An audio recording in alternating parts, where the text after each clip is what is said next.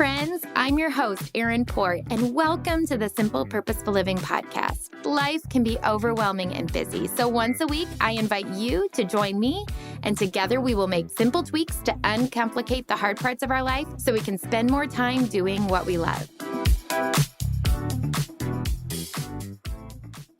Welcome to the show, Amy. I'm so glad you're here today. I am thrilled. I've truly been looking forward to it. I mean, we love to talk, so why not record it? That's right. And for my listeners who are just meeting you for the first time, we are in a Catalyst Mastermind together, which is put on by my business coach and yours too, Allie Worthington. And that's how we got to know each other.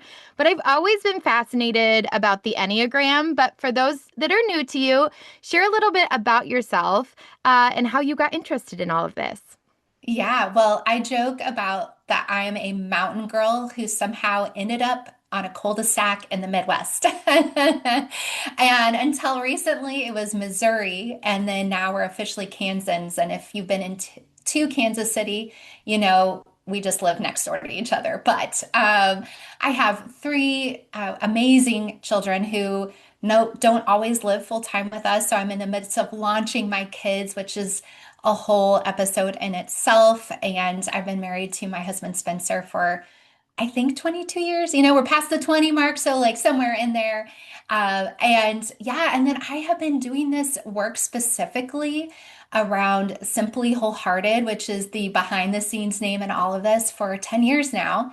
And, you know, it's just been one faithful step after another. Couldn't imagine where I'd end up, but I think I'm going to stick to this for, well, until they pry my hands off of it kind of thing. So you're known as the Wholehearted Enneagram, and I love that name. Can you share what that means and why that makes you different as an Enneagram coach? Yeah, that's a great question. And it really ties into the word of wholehearted. What often happens for because we're on this side of things between Edens, I like to call it, between perfections, is a lot of brokenhearted moments. A lot of things in this world just come against us, and it's hard. And so I think often we find ourselves in the midst of different heart postures that feel anything but whole. Mm. And I think that when we partner with self-awareness tools like the Enneagram, it can help us to be more fully integrated and move to those places where we're getting the broken pieces put back together to a place of wholeness, not perfection, and not to where they once were, but wholeness at this point in time with not harder work, but kind of bringing all the different pieces and elements. So with the idea of wholehearted, pairing it with a typology like Enneagram, you'll hear me say this a lot probably in this conversation, but it's the idea of our starting point doesn't have to be our stuck point. And that's how I want people to approach the Enneagram, not as this weapon or an excuse or just like, and I mean, it tells me where I am. Where does it tell me? No, what good is it for? And I really think using the Enneagram as a place to go somewhere and to move on in health and wholeness, that can just bring so much life. So I love sharing the Enneagram through that lens. And I think I always say awareness is your superpower, because the more we understand and are aware of either ourselves or our environment or the situations we're in, the more that we can intentionally move through them with more information, right? And so I think the Yes. Enneagram is a great tool in helping us just to be, and like we said, it's a tool that we get to use. And so for people that aren't familiar with it, it is kind of a personality typing, if you will. Can you talk to us a little bit about that and how somebody would figure out what type they are? Yeah, there are a lot of wonderful, wonderful typology tools. Briggs is a lot of what people know, maybe disc test. I was a teenager in the 90s, and it was Gary Smalley's animal types, golden retriever, beaver, otter, lion, some of those. So everyone's probably familiar with typologies.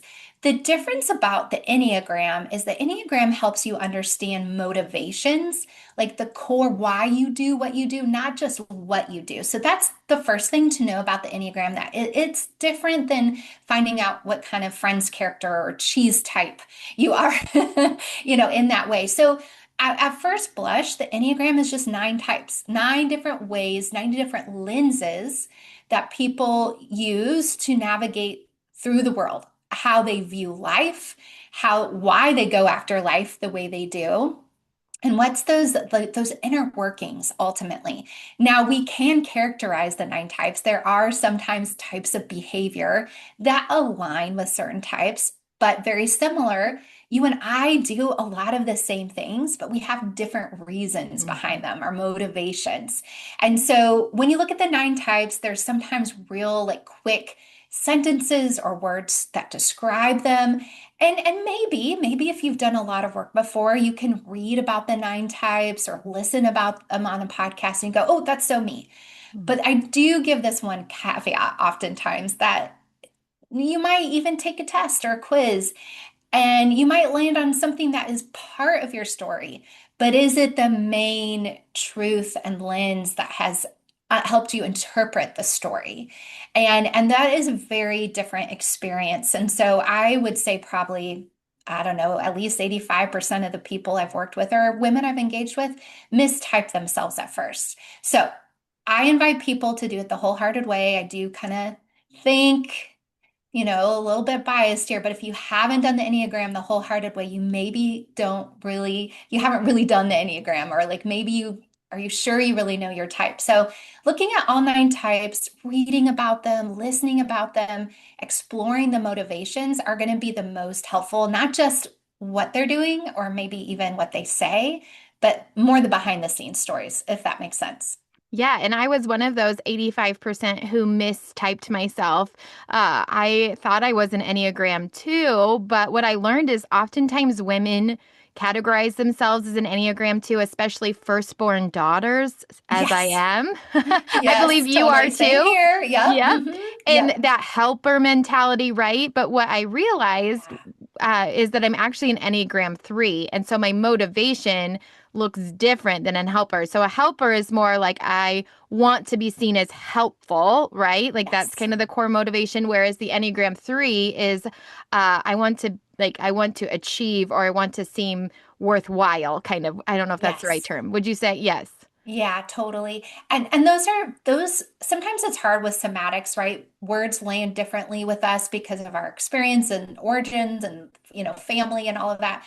But that is really, really important because I mistyped myself twice. It took me time and working through it, and even a time of stress to finally really amplify the truth of my motivations. And that's why it can be fun if you're in a season of crisis and you're just surviving. It may not be fun, Hmm. but what a gift to be able to understand yourself a little bit better and to even be able to articulate that you really value having others see you as worthy and successful and having achieved and accomplished like that because that's valuable to you, you can even invite those who love you best to speak to that desire and to speak to that need, but then also relax your grip when you understand, oh, I have this driving motivator. Maybe I don't have to be. Maybe I can just be and relax and enjoy what I have done and not keep going to the next thing. Yeah, because rest is harder for me because it doesn't feel natural Not because of my core natural. motivation. And I think along with it, correct me if I'm wrong, with a core motivation, there's also oftentimes a core fear too, which was Yes, really revealing to me because it's like, okay, on the flip side of this, this is what I'm most fearful about. And if you look absolutely. back on your life, you can kind of start to reflect of, oh, that's why I felt this way for me, like Yeah. when I wasn't picked or when somebody else was picked ahead of me or when they did better than me or whatever Yes. because my core fear is not being worthy and being rejected. Yeah, that one's a big one. For me, it's being taken care of and that driving motivator because it feels like most people disappointed that, oh, I'll take care of myself. And what can that do, right? Grasping, controlling behavior, push through kind of mentality in a way that's not healthiest. So though that understanding can really change or even help you understand better where your relationships are if you're feeling missed, if those or those times where I'm like, I'm being really needy in this area of being taken care of because my husband actually check, check, check. He's doing all the things. So it's maybe this insatiable appetite. And where is it that I need to be a resource to myself and also speak truth that I am taken care of, that I can be satisfied, that I am content. Nothing's perfect, but I can live less hypervigilant to fulfill that desire or to even be pushing past that fear. So fascinating. Yeah, it's so Right? interesting, right? It is. And I think just again, going back to what we said, awareness is your superpower. I Yeah. think sometimes, especially as busy women, we just have so much input, we don't have the interpretation, but how powerful when we take the time to Yes. interpret this and how much of an impact that's going to make even on our everyday lives. And like you said, our interactions with our significant others, family, friends, and, the ripple effect from there. Yeah, and that is the work that you just named, Erin. When you take time to interpret it, obviously in my one-on-one coaching, we go really deep in that interpretation and application for whether it's in their business, in their marriage, in their community, with their kids. Like we really apply it from a practical standpoint, but you can do that work on your own too if you're willing to see it just again, not as just this place you find yourself, but just as a starting point. And by understanding how you're interpreting that alone can just shift your viewpoint and begin to change how you're engaging in your closest relationships. Hmm. So cool. So for the person that's like, okay, I'm dying to know dying to know what the nine types are. I know it's a short podcast, so we can't go in depth for each. So obviously we're not going to be Right. exhaustive, but could you share a little bit of like, because here's the other thing I have found. I had my husband take the Enneagram as well and need to have my kids do it as well, because that was really helpful in our marriage, not Huge. only for Yes. myself, but to know what his core motivations and fear were. So I wasn't unconsciously feeding the fear or, Mhm. dismissing his core motivation. Anyway, all that to say, can you share? Maybe the listener will get intrigued about who they are as well as the stakeholders in their life. Yeah, and I'll answer that in a second. What I do want to say really quickly, I think what you highlight is having your husband understand. I've been certified in a bunch of different things, but one of them is using the Enneagram for married couples. And that is just, but you can read a bunch of stuff online too, but being able to understand where they're coming from of what they desire. Oh, you knew you weren't the same people, but having it in black and white of those differences and where you might be clashing and conflicting or where you can just relax on oh, okay, now I see why they're doing that. And it helps the compassion and the acceptance and the love be able to flow a little bit easier than it Mm-hmm. did before without that. But I thought it might be kind of fun to go through the nine types with the idea of this is what their heart might need to hear first, and then one small way, like the tiny tweak idea of how they can live from starting today. Like, and so, where I want to invite the person listening to this, and I'm going to go through it fast, and it can be listicle, and that's hard sometimes, but where I want you to like focus on what is it that you need to hear? Where did you find yourself going? This deep, like you've been holding your breath and you heard that and you're like, oh, I need that. So just take that today. You don't have to, like, that's my type, but take that today because your body, your system needed to hear that. And then what's the tiny tweak along with that that could really help you? Again, whether it's relationally, whether it's because you've hit summertime and if you're a mom, summertime is crazy. So I'm going to go one through nine. Not everyone reads them the same way, but this is how we're going to do it today. So, first, understand that if you're a one, you want to hear that you're already loved and you're not being judged. So, when you can receive that truth, let one thing today be good enough and then release it, let it go. The type two needs to hear that you are wanted, not needed. So pause, give yourself a breath before you say yes, and check in with your nervous system and your capacity. What can you really offer today? The type three, the achiever, this is for you, Erin. You are so valued for who you are, not what you produce. So just do one meaningful thing today for you, and that is it. The type four needs to hear, you're not missing anything essential. And now you can name one ordinary thing that is good right now and meaningful in its simplicity. The type 5 needs to hear, you have enough to begin, to start. You know enough right now. So the tiny tweak is to take one small action step, even if you don't feel ready. The type 6, please hear that you can trust your internal wisdom, what is already being formed in you, what you already have right now.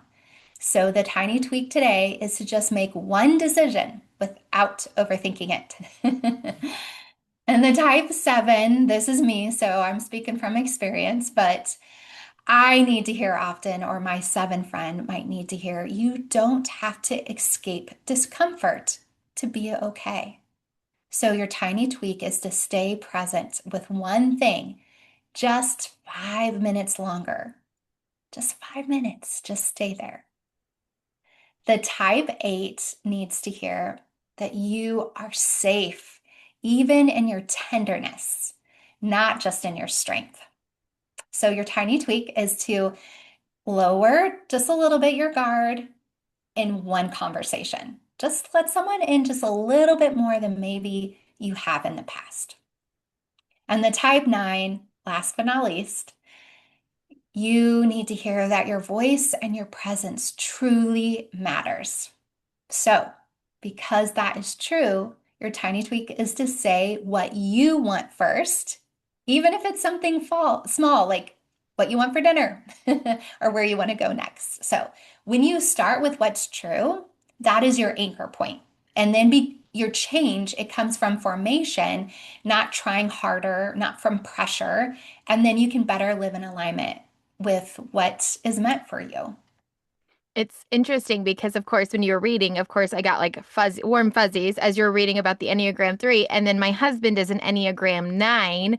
And so, just Yes. reminding myself of like, okay, making sure that his voice matters. And it's funny because knowing that about him, I'm always like, but what do you want? Yes, so good, Like, what do Erin. So you good. want for dinner? Where do you want to go out to dinner? Where do you want to go on Yes, vacation? Because he's a peacemaker and likes to keep the totally. peace. But then I'm like, but you do have opinions. I want to hear That's them. right. That's right. Yeah, I was just on a call with a 9 and she is just precious. But we talked about the swiftness at which a 9 merges, or maybe even as far as enmeshment with kids, with spouses, with friends, even with community at large, and just the differentiation that has to happen for not only, but that comes from a belief first that their Mhm. voice does matter, their opinion does. And it often begins in the home with a spouse who values them. And ask that question, what you give your husband is so beautiful. Like he might not always get to because you've got kids in the equation, Yeah. right? But for the most part, you get to be like, no, I'm good with what you're good with, or at least give me a list Yes. to choose from. I mean, and you think about what a tiny tweak that is It with that is. knowledge that I got from the Enneagram, but how impactful that is in our relationship because that awareness makes me show up differently. And that's the power of just Absolutely.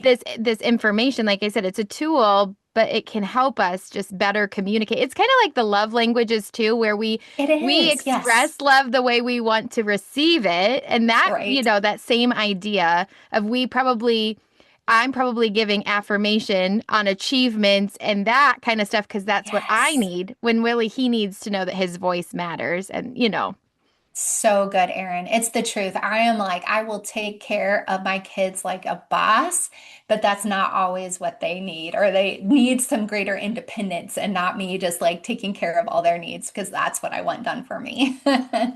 so one thing as women we're not very good at is giving ourselves like being self-compassionate, right? We can be so Yes. hard on ourselves. And I know in my life there's been so many times where I've added shame to the mix, right? I'm feeling grief or I'm Yeah. feeling frustration, and then you add shame to the mix. How does knowing the Enneagram help you with being more self-compassionate, do you think? Yeah. It's so funny. I just spent the weekend with my coaches, and one of the tools that we talked through was self-forgiveness. And it's hard for everybody. So just hear us going. Most of the time, we take on too much responsibility for actions. And what it's often tied to is the ticker tape inside. Not only the inner critic that a one experiences a lot, but the lies that we believe about ourselves. And oftentimes those are tied to those core motivations, those desires, the longings, the fears. The lies that we believe often keep us stuck in the shame spiral, stuck in the I should have done this better, or I shouldn't have missed it, right? So we go to this hyper responsibility, hyper vigilance, hyper diligence, even thinking that somehow we can control this or somehow it can be better. And so one of the many beautiful tools about the Enneagram creating more compassion is just having some of this understanding and grace of like, oh, that's why I experienced the situation the way do. Or that's why when I walked away, that's what I was thinking about. And Mhm. again, being able to just have it be like, I'm not the only one, Mhm. because that's also very helpful to know. Mhm. And not only, but there's also a unique set of us in the world that experience those same thoughts or those same places where we're always feeling the lack or the gap somehow. Because it's really easy, all of us are prone, especially as women, to look around and think, "Ah, I wish I was more like that." Mhm. Or, wait a minute, from the competitive side for the three, right? Like, why can't I achieve Mhm. that thing? And so when we begin to do that, when we're stuck in comparison, instead, if we switch to this understanding where we can better celebrate the differences and the uniquenesses and also see the beauty that we offer, there just becomes this compassion and this tenderness, and then this process, and it's a whole thing, but this process of self-forgiveness Mhm. in the way that we can identify what we're believing that's not actually true and replace it for the truth, so we can step and really like throw off the cloak of shame, I like to Mhm. call it. Mhm. Yeah, that is a heavy cloak I think a lot of people are walking around with, right? For sure, for sure. Okay, so the listeners are like, okay, this I got the warm fuzzies or I felt a pang in my heart when she said a specific number, but I want to dig in a little deeper and figure out what Enneagram I am. So, how can they take that next step? Yeah, I love to encourage people to explore the way they love to learn best. Now, of course, I've created a quiz because some people want to just know right away. So I do have that. It's a free quiz. And actually, you'll put the link in your show notes and I'll talk about it too. You can go to that. You can go through it. You don't even have to put your email in before you get the results. But this is what I really want to encourage people. No matter what test you take, no matter where you find the answer, take the next step. And so, what I've created is what I call a wholehearted feast, where people can go, okay, they got their top two types, or maybe they just got one because it was very strong. Then take the next step to learn about that type and try it on. It's like going to the store and you put it on in the fitting room and it felt like it worked until you took it home and paired it with your favorite jeans. And it just doesn't have the same feel. Like I want you to take that idea with these types. Like it may not fit as well at first glance. And as you continue to wear it, it's like, oh, it's not quite what I thought it was. But like with my wholehearted feast, you can listen to podcasts, you get a podcast playlist on your type, you get all sorts of helpful, whether it's reading or listening or watching resources to help you understand this a little bit while pairing it the wholehearted way. Again, onto this idea of like, you don't have to stay here. Like it's like there is growth that's possible. Help you understand where you're starting from, for sure. I love that starting point. And I love that you have the resources for the next step because, and I love that you said you tried it on because I kind of took it, like I said, at face value. And then I Yes. think another thing is, and maybe, either having a coach or somebody that knows you really well to be like, I'm Yeah. not sure because that's what it took for me. Somebody was like, no, that's not I was like, really? And do you get that with people? Sometimes they're Oh, like, all the no, time. no, that couldn't be. Yes, yes, totally. I mean, it runs the gamut of where like I try to always be really kind and just stay curious. I'll never tell someone what their type is. That's like a cardinal rule for us coaches. But I will say, well, what other types have you explored? Or tell me more about what resonates with that type, and just like be curious. So that's what I would love. The friend listening who's new to this, or maybe who took the test and was just like, oh, I'm this. have you been curious about it? Have you really like tried it on and been like, is that really true? Because there's no harm in playing around with it a little bit and just worst case scenario, learn about other types and you'll definitely run into them at some point in your life. Yes. And I think it just, again, I think so often as busy women, we're so worried about investing in other people. But my sister said something really powerful about when I went to therapy. She said, you didn't just get the help for yourself, but it's permeating out of you into everybody that you So care about. good. And I think sometimes when we take the time, like to do the Enneagram or learn a little bit about ourselves, it's not just for us, but it's for all those that we care about in the way that we interact. So this is valuable Absolutely. information, not just for us, but the way we show up in the world. Oh, the overflow is so powerful, Erin. And I think that's what I wish most women would understand because a lot of us responsible women, I sometimes SRPs is what I call them, if we could just for a moment believe that the more we pour into ourselves, the better our families, our home, our community, our work, all the places we touch will be so powerfully impacted in a beautiful, beautiful way if we take that time to really invest in ourselves. And it doesn't, I mean, it could just be a quiz. We're not Hmm. talking about like thousands of dollars in coaching and therapy, but maybe it is the next step. So Hmm. that way you can get to that point where you're doing what you need to do. And in the end, it'll be a blessing to so many others. And in the middle of summer, when our kids are at home, right? It's Yes. like maybe go to the bathroom, lock the door for 5 minutes, and take the quiz. Maybe that's Right. just the tiny tweak you need today. Absolutely. Go have some fun with it. And, when you're at the pool or when you have those moments in the car that you actually need to listen to something instead of your kids, put on a podcast or there's so many great books out there. Of course, I'm coming out with my own here and I can't wait to show it with the world or share it with the world. But there are a lot of great resources. And I would just say, just dive in where it feels easiest. And it's just that tiny tweak for you. And we will put your brand new book in the show notes because I can't wait to read it and learn more about myself. And I know my listeners will as well. Okay. I always finish every podcast with these two questions because I'm a curious Yes. person. What can I say? Yeah. Okay. So, what is a tiny tweak besides the Enneagram that you've made lately that's made life either easier or more joyful?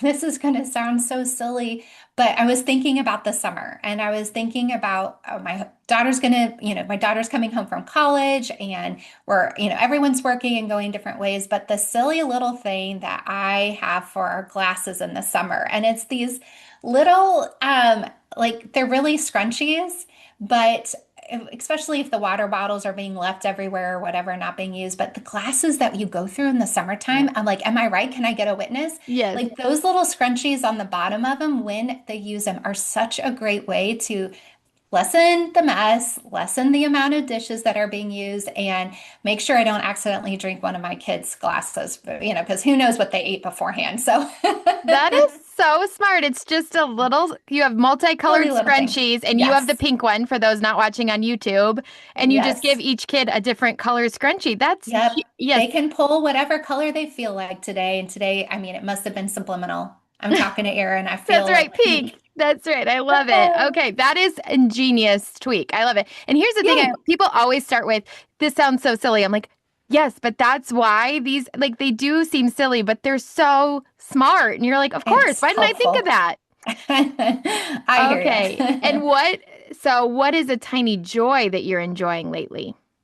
Yeah, we moved this year, as I kind of alluded to, and um, I'm just loving my view. And I get up really early, and I love the summer rhythm because I get to work a little bit longer before we're hustling out the door with lunches and all the things. And so the joy of being able to sit in my chair that overlooks beauty, the sunrise, the trees. I'm like, does life get better than this? So it's a lot of joy for me, happiness I and joy for sure. My favorite season is back porch sitting season. So I'm Yes, right there with ma'am. you. Yep, exactly, exactly. I So don't good. have it as long as you do, even being 3 hours north. It's So true. You I'll poor come down. Iowans.